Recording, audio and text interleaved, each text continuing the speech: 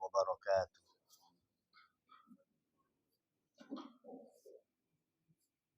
Alhamdulillah.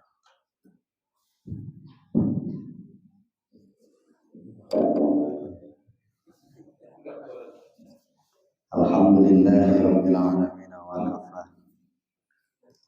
Sumas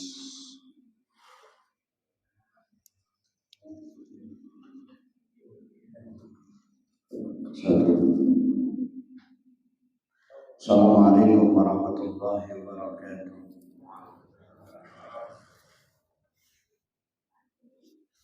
Alhamdulillah. Alhamdulillahirabbil alamin wa kafa. Summa salatu wassalamu ala sayyidina al-Mustafa wa ala alihi wa sahbihi ahli sidqi wal wafa, amma ba'd. Hadratal muhtaramin yang muliakan Bapak-bapak, Ibu-ibu, jamaah salat subuh yang mudah-mudahan semuanya dirahmati oleh Allah Subhanahu wa taala. Bersyukur kita kepada Allah pada pagi hari ini Allah Subhanahu wa taala memperkenankan kita untuk terus bertolak ilmi. Tentunya kita berharap dan berdoa mudah-mudahan apa yang kita lakukan dicatat oleh Allah sebagai amal soleh yang diterima dan diridhoi. Salatullah ma'asalamin pada sama-sama kita haturkan kehadiran Nabi Muhammad sallallahu alaihi wasallam. Mudah-mudahan dengan kita selalu bersalawat kepada beliau, kita dijadikan oleh Allah Subhanahu wa taala sebagian dari hamba-hambanya yang kelak akan mendapatkan syafaatul uzma dari amin amin ya rabbal alamin. Hadirin rahimakumullah, sebelum kita mulai kajian, kita awali dengan pembacaan surat Al-Fatihah ditujukan kepada baginda Nabi berikut keluarga dan para sahabatnya, para anbiya, para aulia, para ulama, guru-guru kita, orang tua kita, sahabat kita yang telah pulang ke rahmatullah. Mudah-mudahan Allah Subhanahu wa taala senantiasa memberikan maghfirahnya, menerima amal-amal solehnya, dan menempatkan ruhnya bersama orang-orang yang dicintainya. Keluarga kita, sahabat kita yang saat ini sedang sakit, mudah-mudahan diberikan kesembuhan oleh Allah. Yang terkena musibah, mudah-mudahan selalu diberikan ketabahan dan kesabaran. Mudah-mudahan putra-putri kita Allah jadikan sebagai putra-putri yang saleh dan salihah, berbakti kepada kedua orang tuanya, bermanfaat untuk nusa dan bangsa. Ala hadhihi dunya wa ala kulli niyatin salihah wa ala ma nawi salatu wassalamu alaikum. Al-Fatihah. A'udzu billahi minasy syaithanir rajim. Bismillahirrahmanirrahim. Alhamdulillahi rabbil alamin. Ar-Rahmanir Rahim. Maliki yaumiddin. Iyyaka na'budu wa iyyaka nasta'in. Ihdinas siratal mustaqim. Siratal ladzina an'amta 'alaihim ghairil maghdubi 'alaihim waladdallin.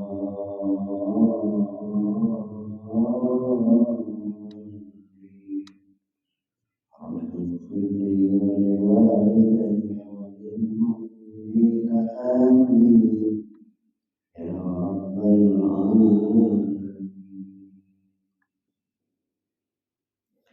A'udzu billahi minasy syaithanir rajim. Bismillahirrahmanirrahim.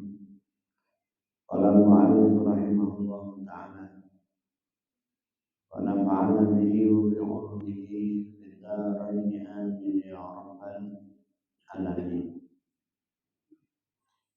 Bapak Ibu yang kami muliakan, beberapa waktu yang lalu kita sudah membahas bahwa ketika ada orang yang meninggal dunia, maka kita sebagai masyarakat yang ada di sekitarnya, yang tahu akan kejadian itu, punya 4 kewajiban. Apa 4 kewajiban itu? Yang pertama adalah memandikan. Yang kedua, mengkafani. Yang ketiga, mensolatkan. Dan yang keempat adalah memakamkan. Setelah proses pemakaman selesai, maka ada beberapa hal yang perlu untuk kita pahami. Yang pertama adalah kewajiban bagi ahli waris untuk kemudian menyelesaikan apa-apa yang menjadi tanggung jawab dari almarhum. Siapa tahu beliau semasa hidupnya memiliki hutang, maka upayakan kalau hutang ini kaitannya dengan hutang harta, upayakan diselesaikan. Apalagi beliau ketika meninggal dunia masih meninggalkan harta. Anggap saja di ATM-nya masih ada 200 juta. Maka andaikan beliau punya hutang 40 juta, uang 200 juta itu diambil 40 juta untuk melunasi hutangnya. Yang kedua, menyelesaikan wasiatnya. Siapa tahu beliau pernah berwasiat, kalau nanti saya meninggal dunia, tolong 5% dari tinggalan saya untuk disumbangkan ke Masjid Al-Amin. Maka itu harus diselesaikan juga. Dengan catatan wasiatnya itu tidak cacat. Ada wasiat yang cacat. Ya, ini wasiat yang di situ hanya menguntungkan ahli waris tertentu. Almarhum punya anak 5. Semasa dia sakit, dari 5 anak ini yang punya perhatian yang lebih kepadanya itu hanya anak yang terakhir. Anak pertama ditelepon, "Bang, bapak sakit bang." Jawaban abangnya, "Bang lagi sibuk lah pak, suruh jenguk almarhum tidak mau juga." Anak kedua ditelepon sama, icik-iciknya sibuk. Anak ketiga lebih parah lagi, saking jengkelnya si bapak, akhirnya nulis wasiat, "Kalau saya meninggal dunia, maka seluruh hartaku akan kuberikan kepada anakku yang kelima, semisal." Maka wasiat yang model seperti ini tidak wajib untuk direalisasikan. Kenapa? Karena dia hanya menguntungkan anak terakhir saja. Ya. Kalau anaknya nggak ada kepedulian, akhirnya berwasiat, pokoknya seluruh hartaku nggak ada yang bisa diwaris, semua aku sumbangkan ke Masjid Al-Amin, nggak sah juga. Wasiat yang harus direalisasikan kaitannya dengan harta itu hanya sepertiga saja. Selebihnya dari sepertiga tak perlu direalisasikan. Tidak sah juga wasiat yang hanya menguntungkan ahli waris tertentu. La wasiyata liwarisin. Tidak sah wasiat yang hanya menguntungkan ahli waris tertentu. Nanti diwaris semuanya. Semisal dia suami yang meninggal, berarti nanti istri dapat, anak dapat semua. Andaikan beliau punya bapak pasti dapat. Punya mama juga, mama pasti dapat. Dan sebelum pembagian warisan, upayakan diinventarisir, upayakan ditelusuri asal muasal dari harta itu. Kalau memang harta itu merupakan hasil pencarian bersama istrinya, tidak serta-merta langsung dibagi. Bagian istri dipisahkan dulu. Bagian istri dipisahkan, dan nanti pas pembagian waris istri dapat lagi. Dapat dari warisan, bukan dapat dari apa? Dari warisan tadi. Dan upayakan kalau memang di situ itu ada anak kecil, siapa tahu yang ditinggalkan masih usia 2 tahun, 5 tahun. Harta warisan itu dipegang oleh mereka yang betul-betul amanah. Ya. Bukan mereka yang memang hanya memanfaatkan harta. Ya. Betul-betul amanah, sehingga nanti ketika dia sudah sampai waktunya, dia sudah dewasa, diperkirakan sudah mampu untuk mengelola hartanya.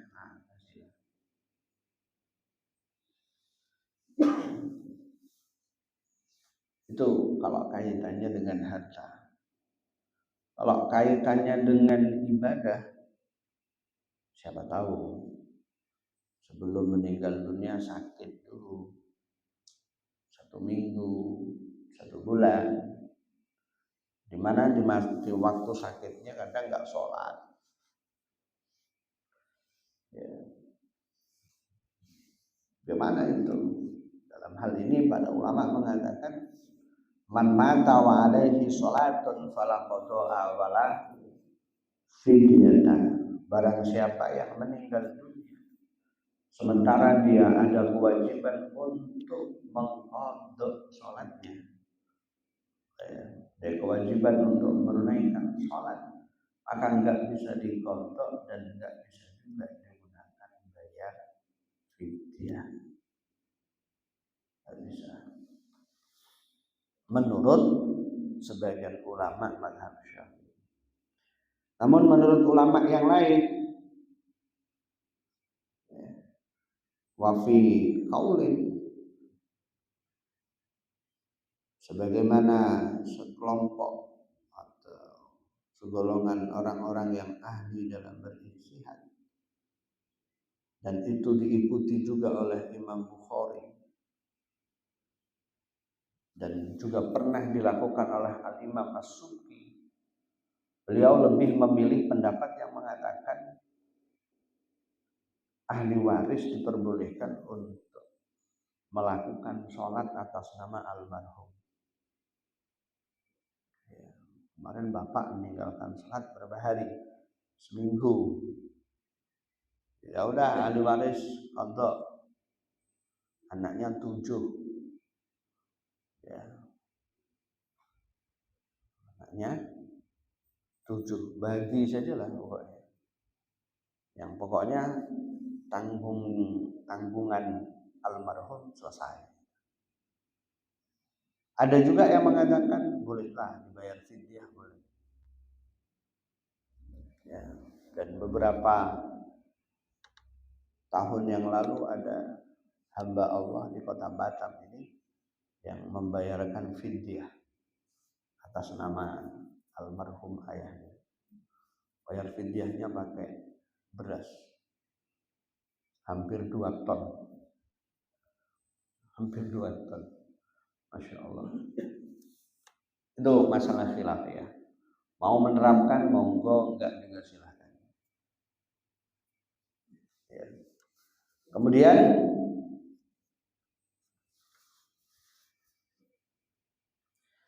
ketika proses pemakaman,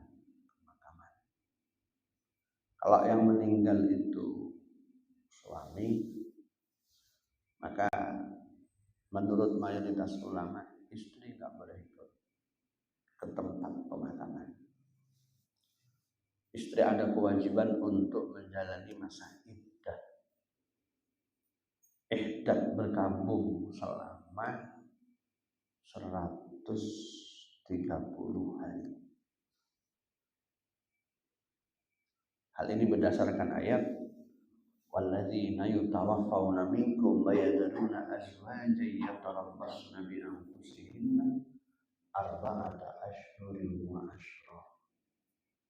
Wanita yang ditinggal wafat oleh suaminya, maka dia harus menunggu selama 4 bulan 10 hari. Dalam waktu itu nggak boleh dia keluar rumah kecuali darurat, rumahnya kebakaran. Ya keluarlah, kalau nggak keluar ya kebakaran nanti. Kecuali dapat panggilan untuk haji, tapi dia ditemenin sama anaknya. Karena kalau nggak berangkat, entah kapan berangkatnya lagi, panggilan itu belum tentu lagi datang ke tahun berikutnya. Sudahlah, berangkat. Anggap aja itu darurat. Tapi kalau kondisinya normal, ya maka upayakan nggak usah keluar rumah. Kalau memang dia harus keluar karena harus bekerja untuk mencukupi kehidupannya, maka keluar seperlunya saja,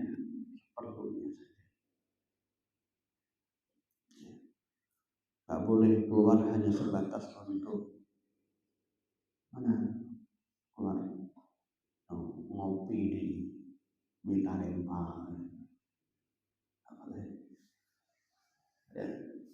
Dan upayakan dalam waktu 130 hari itu betul-betul menjaga, jangan sampai tebar pesona. Orangnya nggak keluar rumah tapi update status di Facebook sama di IG, terus di mana lagi, TikTok, antim kali. Akhirnya Bang Jack nengok aja, ya nggak Bang Jack juga, Ustadz Jun aja mungkin nengok juga, ya kan Bang? Wah ini orang luar biasa. Ya, selama 130 hari puasa bisa dikatakan tahan dulu, ya jangan kemana-mana. Ya, satu contoh lah, tinggalan suami di ATM itu 2M, Masya Allah. Anggap aja yang meninggal itu adalah asraf. Berarti yang ditinggal siapa jandanya itu namanya? BCL. Apa BCL itu? Bunga Citra Lestari. Ibu kayak gak ngerti artis. Gak ngerti gue. Oh, kayaknya gak ngerti Pak. Nah itu kalau beliau yang ditinggalkan, yang meninggal asraf, itu banyak itu harta warisannya. Itu udah berarti selama 130 hari harus berkampung. Ya, harus berkampung. Akan tadi saya katakan nggak perlu ikut ke pemakaman suaminya, nggak perlu. Ya, nggak perlu. Ada yang mengatakan haram. Wah, luar biasa, haram. Nanti kalau ikut ke pemakaman nangis pula di depan makam itu, datang tetangganya, udah sabar, doain aja insyaallah beliau husnul khotimah. Mudah-mudahan dosanya diampuni Allah, mudah-mudahan amal solehnya diterima oleh Allah. Gak usah banyak bersedih, pokoknya nanti ada apa-apa bilang ke saya. Itu kayaknya nolong Pak, tapi aslinya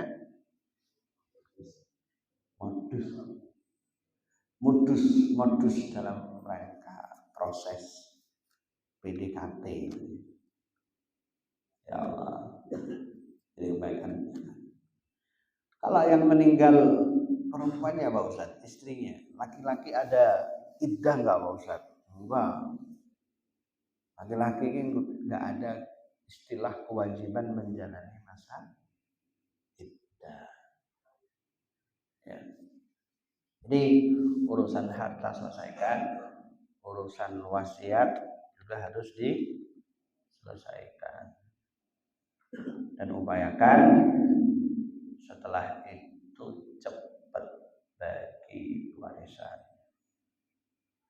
Datang aja ke Pak Kuar, datang aja ke Kiai Lukman Hakim.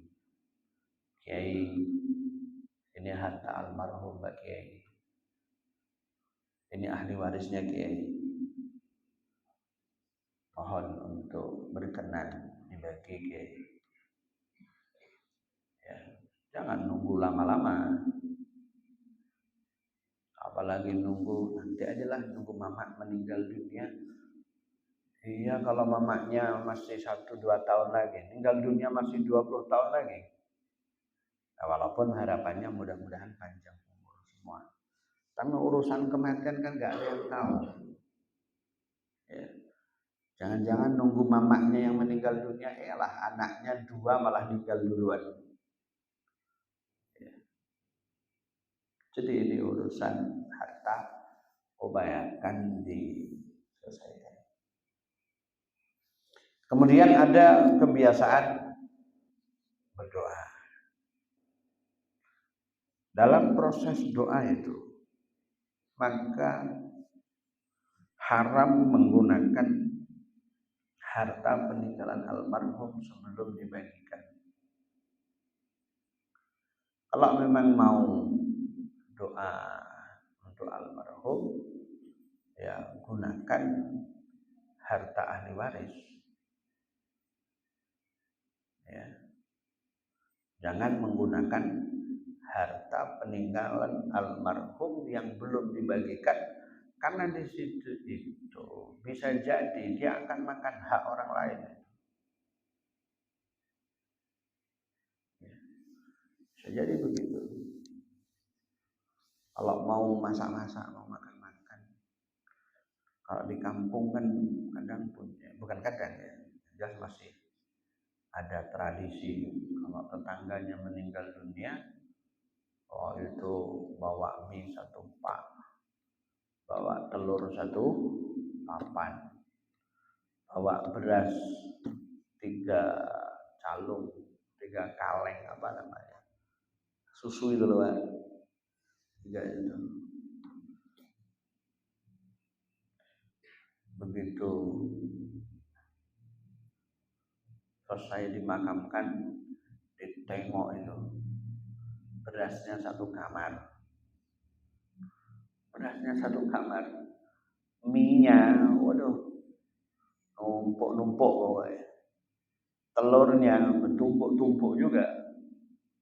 Maka biasanya tetangga bantu masak. Malamnya diadakan doa bersama. mana beras dan lain-lain tali masa itu diniatkan sedekah atas nama almarhum. Nggak apa-apa, boleh, dianjurkan ya sedekah atas nama almarhum. Dalam sebuah hadis dikatakan, inna a'malakum tu'radu ala aqribaikum wa ashairikum. Sungguh amal kalian itu akan ditampakkan ke kerabat dan orang-orang dekat kalian. Apa yang kita lakukan itu akan diperlihatkan oleh Allah kepada keluarga kita yang sudah meninggal dunia. In kana khairan, jika yang kita lakukan baik, istabsyaru, maka mereka bahagia. Kita doain mereka, ya Allah, Allahumma ighfir lahu warhamhu wa'afihi wa'fu anhu. Allahumma la tahrimna ajruhu wa la taftinna ba'dahu waghfir lana wa lahu. Allahumma ij'al qabrahu rawdatan min riyadil jannah wa la taj'al qabrahu hufratan min hafril niran. Senang dia di alam barzah sana. Fa in kana ghairu dzalik, jika yang kita lakukan bukan hal yang baik, qalu, maka mereka berdoa, Allahumma alhimhum ayyamalu bi ta'atik. Dan biasanya ketika selesai pemakaman itu kan kita doa juga itu. Nah, itu berdasarkan hadis yang diriwayatkan oleh sahabat Jabir bin Abdullah. Ketika saat meninggal dunia, para sahabat keluar bersama Rasulullah. Sabbaha Rasulullah sallallahu alaihi wasallam fasabbahan nasu ma'ahu. Rasul memperbanyak bacaan tasbih lalu kemudian diikuti oleh para sahabatnya. Summa kabbara faqabbaran nas. Beliau baca takbir kemudian masyarakat juga mengikutinya. Ya. Summa qalu, kemudian ada sahabat yang bertanya, ya Rasulullah, mimma sabbahta? Rasul, untuk apa kau membaca tasbih tadi Rasul? Dijawab oleh Rasulullah, laqad tadayaqa ala hadzal rajul salih qabruh hatta farrajahu Allah anhu. Tadi itu laki-laki yang baru kita kubur itu dihimpit oleh tanah yang ada di sana. Lalu kemudian kita bertasbih. Berkah tasbih yang kita baca, maka bumi itu tidak lagi menghimpitnya. Maka di antara doa, Allahumma ij'al qabrahu rawdatan min riyadil jinan. Ya Allah, jadikan kuburnya itu merupakan taman dari taman surga. Wala taj'al qabrahu hufratan min hufarin niran. Jangan kau jadikan kubur merupakan lubang yang menuju neraka. Nah, itu perlu kita doakan ya. Dan upayakan Bapak Ibu, kalau kita memang kayaknya gak sempat untuk mendoakan setiap saat, di atas pemakaman itu kita tanam ya tumbuh-tumbuhan yang banyak daunnya. Karena tumbuh-tumbuhan yang ada di situ itu dia akan selalu bertasbih dan memohonkan ampun kepada jenazah yang ada di bawahnya itu. Jangan malah diracun itu kuburannya. Kan kadang ada kuburan nampak seram, akhirnya sama pengurus diracun. Jangan, haram. Itu tanam Setiap saat dia akan bertasbih mendoakan. Ya. Asalkan tumbuhannya nggak merusak, nggak apa-apa. Biarin hidup aja. Kecuali kalau yang tumbuh itu pohon kelapa. Pohon kelapa nanti lama-kelamaan akarnya itu kan dia akan ke bawah loh. Nah, kalau pohon kelapa yang tumbuh tebang aja. Atau kadang ada pohon yang besar. Kalau diperkirakan itu akar akan menancap ke bawah sehingga menodai kehormatan mayit, tebang. Ganti aja lah. Rumput apa itu namanya? Yang biasa di taman itu rumput apa namanya? Rumput Jepang. Jadi di atas pemakamannya kelihatan indah, bagaikan taman-taman dunia. Taman betul kayak ya pokoknya orang lihat itu nyaman lah, seneng lah pokoknya. Di bawahnya merupakan taman-taman surga. Jadi kesalahan yang kadang terjadi di kampung itu di antaranya itu ngeracun, dibersihkan sebersih mungkin. Dan dulu itu ada sahabat yang membersamai Nabi ketika baginda Nabi berada di area pemakaman. Ketika Rasul lewat, Rasul dan sahabat mendengarkan suara tangisan yang dari kubur itu. Lalu kemudian baginda Nabi mendekat, ngambil pelepah kurma, lalu diletakkan di atasnya. Setelah diletakkan di atasnya, hilang suara tangisan. Lalu kemudian sahabat tadi memberanikan diri untuk bertanya, Nabi izin. Tadi nampaknya ada suara tangisan, sekarang kok sudah tidak ada. Apa yang sebenarnya terjadi, Nabi? Nabi menjelaskan bahwa ketika pelepah kurma itu diletakkan di atasnya, terlebih saat itu dia masih dalam kondisi basah, maka selama itu dia akan selalu bertasbih, dia akan selalu beristighfar, memohonkan ampun kepada jenazah yang ada di bawahnya. Nah, karena itu jangan sampai kita salah langkah. Kadang niat kita baik, tapi ternyata kita mengambil hak orang. Karena kan niatnya sebelum Ramadan bersihin kuburan. Mungkin anggapannya kalau sudah dibersihkan kelihatan menyenangkan. Ya, silakan bersihkan, tapi nanti setelah itu ditanam itu pohon apa tadi itu, rumput Jepang tadi itu. Jangan dibiarkan pelontos, dan dibiarkan bersih sebersih-bersihnya. Jangan. Tanam. Ya. Tanam. Insya Allah itu akan membawa manfaat untuk beliau. Lalu kemudian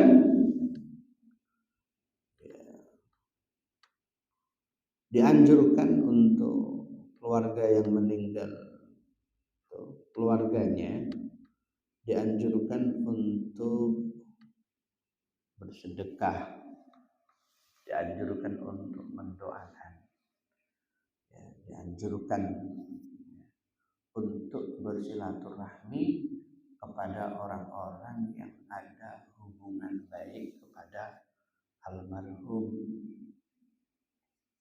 Ya, semisal almarhum ini beliau punya teman baik 3, maka setelah wafatnya ahli waris tetap dianjurkan untuk silaturahim ke teman-temannya almarhum. Di antara penyakit sebagian daerah itu kalau orang itu sudah wafat seolah-olah hubungan terputus. Ya, cucu yang tidak tepat.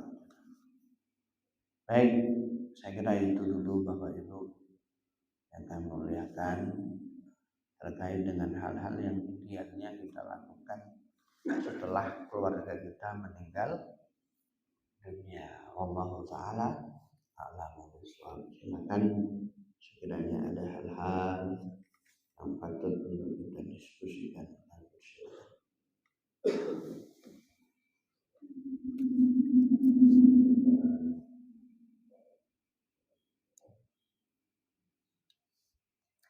Ada?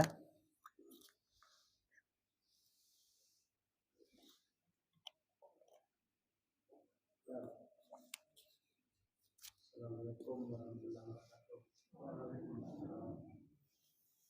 Ini masalah yang ada itu yang lagi viral, orang tuanya diserahkan ke panti atau membuat konten atau bagaimana caranya. Ada sekarang yang lagi viral, dia serahkan orang tuanya ke panti, kalau dia meninggal nanti kadang-kadang kasih tahu sana. Itu bagaimana hukumnya? Atau kita belum tahu juga ya, atau membuat konten aja atau bagaimana kita tidak tahu. Tapi saya lihat sekarang diserahkan lagi, jemput dia lagi orang tuanya. Itu bagaimana Pak? Anaknya.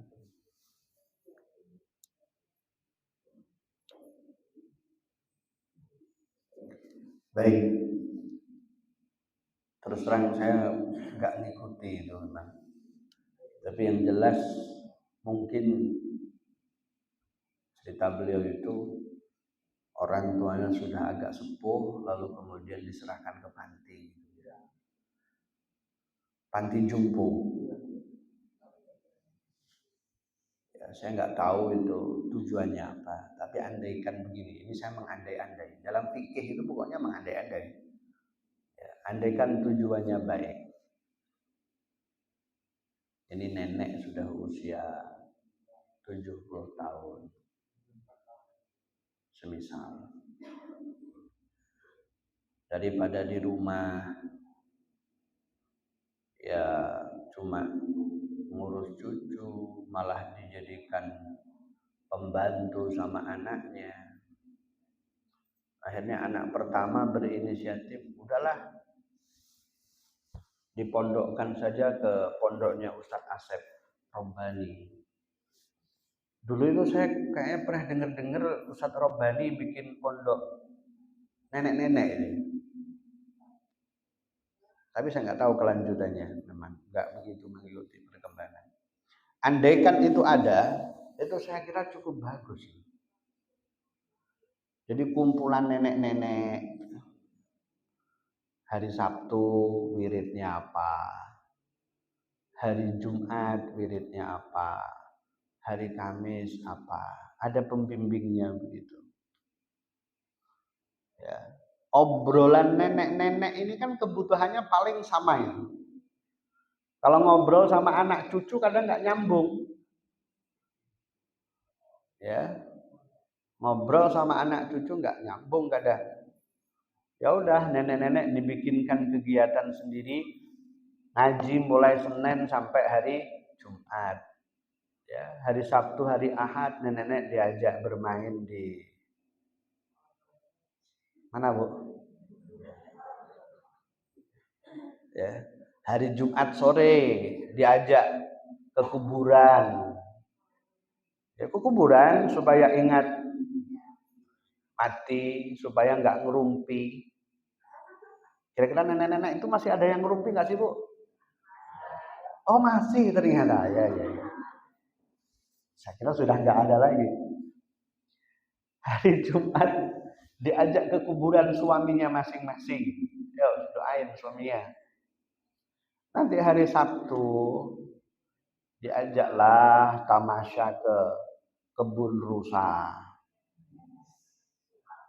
Cikupang. Ya. Hari Ahad ke mall. Wah. Ini yang bikin nenek-nenek betah kayaknya ini. Ini bagus ini kalau ada yang apa namanya, yang ngurus nenek bagus.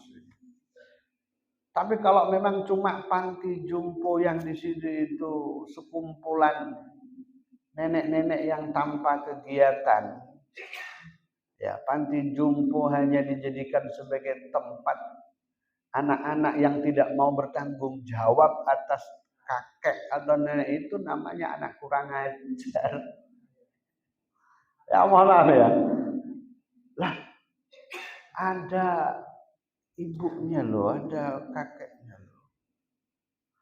Saya aja yang punya ibu yang sudah usia 70 tahun, saya rayu ke Batam. Paling di Batam seminggu. Setelah itu ingat, ayam di kampung siapa yang ngasih makan? Loh, kalau sudah hari Kamis itu pokoknya nanti malam saatnya wirid di masjid. Nanti malam Thariqah Naksabandiyah Qadiriyah ada acara ini. Setiap bulan ada namanya belasan. Nah ini dia yang saya nggak bisa ini. Wah dengan terpaksa ya mak, ya balik mak nggak apa-apa. Tapi saya itu ditunggui sama mama saya, senang saya. Ya Allah, ya Allah. Ini kok malah ada yang tega buang anaknya, buang bapak ibunya ke panti jompo. Kata Bang Roma Irama, sungguh terlalu. Gitu Pak ya. Kita nggak tahu motif dari dia meletakkan di panti itu apa. Ya mudah-mudahan dipondokkan ke Ustadz Asep Robbani, Jos itu. Ya, mungkin perlulah ustadz siapa gitu bagian ngurus nenek-nenek sama kakek-kakek. Ya, entah siapa nantilah. Ya, perlu juga didukung gitu Ustadz Asep Robbani. Saya ingat kayaknya beliau dulu pernah cerita-cerita ada program seperti itu. Wah, cocok nih, mantap ini menurut saya. Jos. Nah, baik, saya kira demikian. Ada yang lain?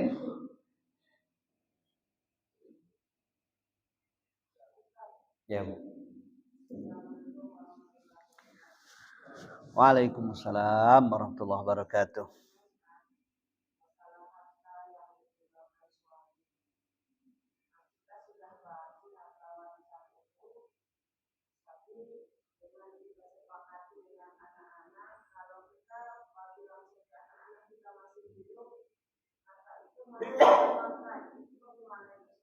Hartanya kenapa Bu?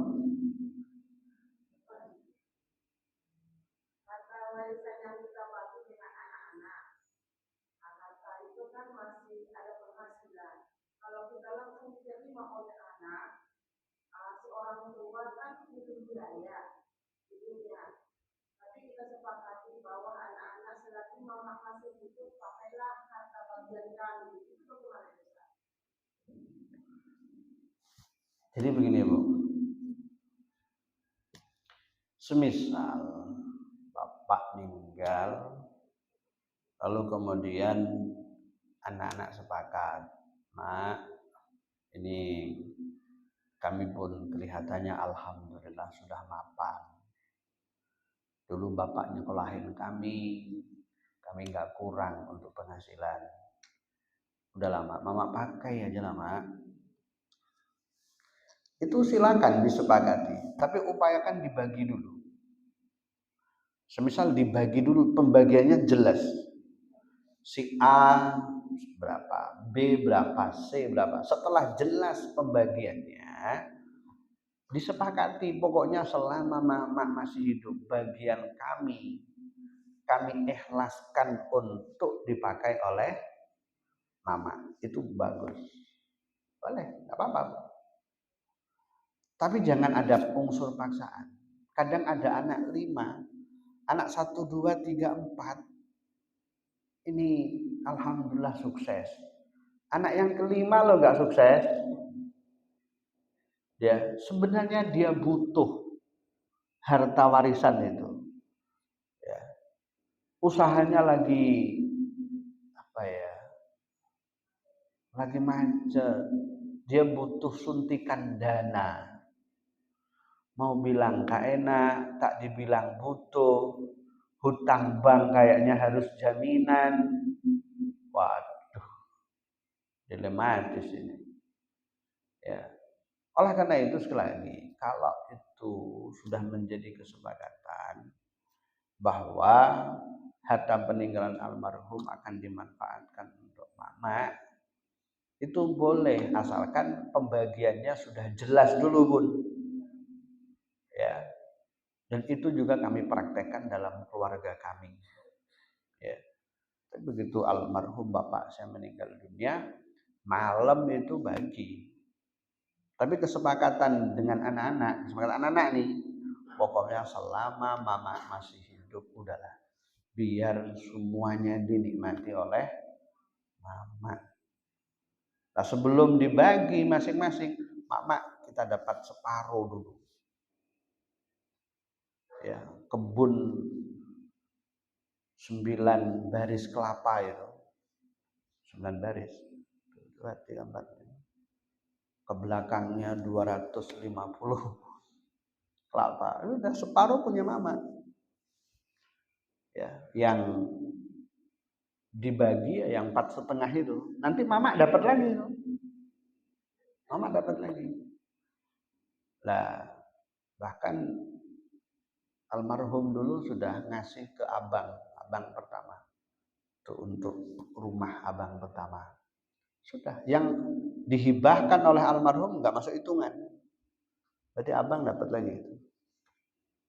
Tapi kami sepakat, pokoknya selama mama masih hidup, biar dinikmati mama, nggak apa-apa.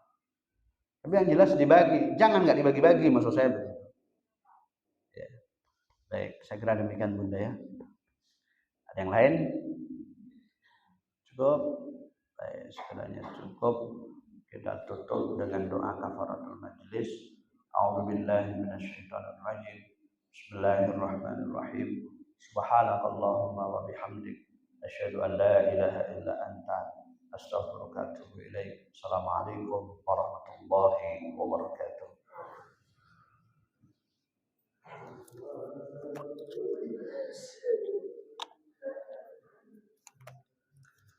Sallallahu ala Muhammad, sallallahu alaihi wasallam, sallallahu ala Muhammad, sallallahu alaihi wasallam. Ya Nabi salam alaika, ya Rasul salam alaika, ya Habib salam alaika, salawat